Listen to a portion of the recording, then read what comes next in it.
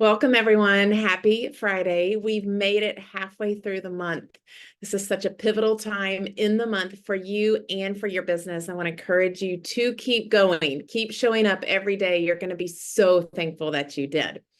For those of you that don't know, my name is Jana Hooten, and I'm a 3-star diamond with Plexus, and it is truly an honor to be sharing with you today.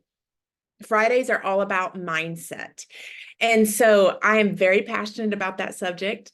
And I want to share with you briefly why. I haven't always necessarily been passionate about it, but 7 years ago, I went through just a really tragic time in my life. My 16-year-old daughter was killed in an ATV accident. And obviously that was just it's horrific, continues to be extremely difficult to walk through. But then 19 months after that, I was also diagnosed with breast cancer, went through chemo, surgery, and radiation, and then began what I truly believe was just the journey to heal from all of that. And along with the healing process, a lot of heart work, soul work, mind work, a lot of therapy. I realized the importance of mindset and how it can make or break you. It has the power to really change so much in your life. So today we're going to talk about fears and lies and how often we are believing those, and that in turn is causing us to maybe self-sabotage our business. So when it comes to lies and fears, I've heard them all over the last 10 years, and I've actually believed a few myself. I can remember really, really well when my first customer turned off their subscription. I was going for gold, logged into my virtual office and saw someone had turned off their subscription. They didn't tell me. I had given them great customer service, and they just canceled their subscription. I was so upset, so down, and remember thinking, like, if people are going to quit on me, how am I ever going to grow? It was a lie I told myself, a fear that I had, and I had to work through it. And so we're going to work through some of those today. Um, I learn best by example. And so I love to hear examples of how this has played out in other people's life. So I want to share with you an example of how this has most recently played out in my life. It is not a Plexus business example. We're going to get to those, but it's more of a personal a personal event that I went through that will actually show you how I chose to believe two lies for a very long time. One of those lies I was telling myself, and the other was a lie that someone had told me. And it's literally kind of unknowingly impacted me for several years now. So I told you that I had went through a cancer journey. Well, fast forward to just a few weeks ago, we were on leaders retreat. My husband and I were at leaders retreat on the beach. And we also happened to be celebrating my 5-year cancer anniversary, which really is a celebration for those of you that have walked through that or have walked with someone who has walked through that. The 5-year mark is a huge accomplishment. So while we were there celebrating, we were on the beach and we were having a great time and we were talking about it and just feeling very grateful. I also told my husband that I really, though, wish I could work on my health. I've had doctors mention to me several times some things I need to do because of all of the treatments that I had done, surgeries that I had to have. I actually put on some weight. I gained around 30 pounds. I have tried off and on for several years now to lose that, to really regain all of my health. But I told him that day it kind of felt hopeless. My body has changed so much, been through so much, and I give up. I don't think it knows how to lose weight anymore. I said that. As soon as I said it out loud, I knew it was a lie I had been telling myself, but it was the first time I had voiced it out loud. And when I heard it, I knew right then, my body may be different, but I can improve it. I can continue to regain my health and make improvements. And it was at that same moment that another lie that I was actually told years ago came out of my mouth. Years and years ago, before any of this had happened, an acquaintance in my life had told me about her mother-in-law who had recently passed from cancer. I remember giving my condolences, and then she proceeded to tell me that before her mother-in-law was diagnosed, her mother-in-law had lost a lot of weight. I don't know how she lost the weight. I don't know what she did to lose the weight, but her mother-in-law just said, that's probably why I got cancer. When she told me that story, I remember thinking, that's kind of odd. I doubt that was it. But some reason that story has always had a little voice in my head. And it's funny how that happens. I really never thought of it anymore until I received a cancer diagnosis. And that's just what happens when you go through something like that. When you hear anything like that, or you remember hearing anything like that, your ears perk up and those memories come back to you. For some reason, that story has just always stuck with me. Somewhere buried in the back of my head, it's always had a voice. So over the last 5 years, I've believed it. So the way it would look like in my life was the last 5 years since I went through all my treatments, I've been cancer-free. I want to stay cancer-free. So I also want to reach my health goals. So I would start reaching for them. I would start doing all the things I knew to do. And while your health is not measured necessarily on the scale, I knew that was part of my health journey. And it was something that I was, my doctors were recommending for me. And so I would lose a few pounds, and then this story would creep in, and I would self-sabotage and go eat all the chips and queso I could because I was scared. I would get scared because my body's cancer-free. More than I want to lose weight, I want to stay cancer-free, which makes complete sense. But I chose to believe a lie. I chose to believe the lie that I couldn't have both. I chose to believe the lie that I couldn't stay cancer-free and also really work to regain my health in every area. So I would just say, nope, we're just going to keep things just like they are because my body's cancer-free at the moment. I told my husband that story on that trip, and I told him it was the first time I'd ever shared that story with anyone. And when I shared that story with him, as soon as it came out of my mouth, literally the story no longer had control over me.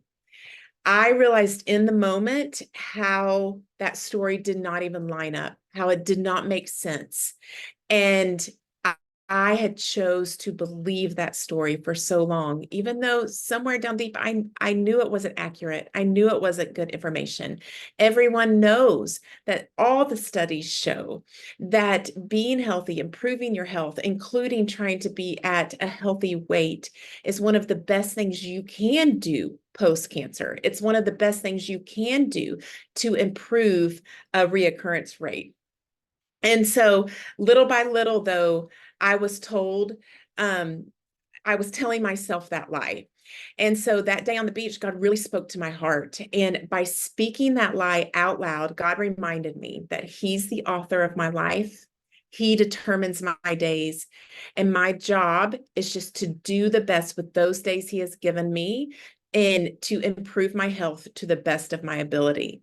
So don't mistake this story to be about weight loss or health goals, because it is not. The reason I share this story is because it's had a profound impact on me the last little bit. I did not even realize how big of an impact it was having. I came home, fresh determination, weight lifted off of my shoulders. I have implemented exercise, eating healthy, and of course, all my Plexus supplements that I have taken, and I'm down about 9 pounds and feeling better than ever. I have more energy than I have had in years. So, it's, again, not about weight loss. That's not what that story was about at all. I want you to see the power of naming the lie, the power of bringing it to the light, the power of choosing a different perspective. I want you to see the power in that and how that can change everything. So sometimes lies create fear, and fears actually can create lies. I believe they really go hand in hand a lot of the time. And they both can cause you to self-sabotage your goals without even realizing it. So we're going to take just a minute and we're going to dig in here for just a little bit. The first thing you have to do is identify the fear or the lie that is holding you back. These could be things, like I mentioned, that you are telling yourself, or maybe a lie that someone has told you and you are choosing to believe. So I want you to keep that in mind when it comes to identifying them. So some of those in your business might be some of the ones I've heard over the years, and I've heard a lot. It might be the fear of what other people think. It might be that, oh, these products were a fluke and worked for me, but they probably won't work for others. It might be that someone quit, so everyone's going to quit. Or I don't have influence, or I'm not a salesperson, or I still have health problems, or I can't sign people because I don't know enough people, or I can't sign anyone with influence, or I don't have blank as an upline or a downline. Maybe I don't have an upline that works. I don't have a team that works. I'm doing everything and it's just not working. You get to fill in the blank. The next thing you have to do after you have identified it is you have to find a way to shift and find a new perspective. So I could give so many examples of these, but one of them is, I'm trying to pick which one. I don't have enough time. I like to tell people that that's exactly why you need this business. For most of us, there will never be enough time. You have to create the time, and you can do that. You can create the time so that in the end, you can have the time freedom that you want. It might be the fear of rejection. This is a real one. We all fear rejection. None of us want to be rejected, but you have to remember they're not saying no to you. They're saying maybe no to Plexus right now. Doesn't mean they won't come back around, but when you can shift that and realize it's not about you and it's not personal, it really takes that fear away. It causes it to go away because they're not saying no to me. They're saying no to Plexus. Maybe it's I'm not a salesperson. Well, we can teach you how to market. I think all of us are marketers in some way. When we love something, we share it. When you love helping people, you are automatically a great salesperson. So just remember that there's always a different perspective and a different way to look at these things. The next and most important thing that you have to do is that it has to be spoken out loud. So this is part of your homework for today. After you've identified it, you have looked at what a different and new perspective could be, then you need to speak it out loud. And you need to then, I want you to put it on paper. I want you to actually put that lie or fear on paper.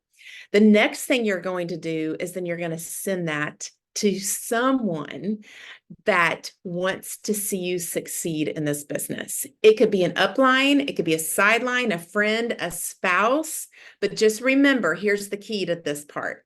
It has to be someone you know will not coddle your fear or coddle your lie. We all have those people in our lives as well that just say, well, maybe that is true. It's okay to throw in the towel. No, you need to send it to someone who will challenge it and challenge it in a loving way. So I want you to then have a conversation with that person about how you are going to overcome that fear, or how you are going to choose a new perspective around the fear or the lie that you have been believing that will then help you to move forward. So once you've done that for today, I want you to comment in the comments. I want you to comment with I face my fears, and I'm going to give away one of the great big Stanley cups. All right. One of my favorite things, always filled with Slim around here. Remember, you can't always control the thoughts that pop into your head, but you can control whether you choose to dwell on them and believe them. You can take every thought captive. Today is actually really hard work because it is soul work, but it must be done to move forward. I'm expecting to see a lot of chains broken today. A lot of you are about to throw off lies and fears that no one but you even know about. You're about to bring them to light, realize the hold they have had on you, be able to change your perspective, and then literally kick those lies and fears to the curb and move forward and see some growth in your business. So let's do the soul work together today. I'm praying for you, and let's go kick some lies and fears together.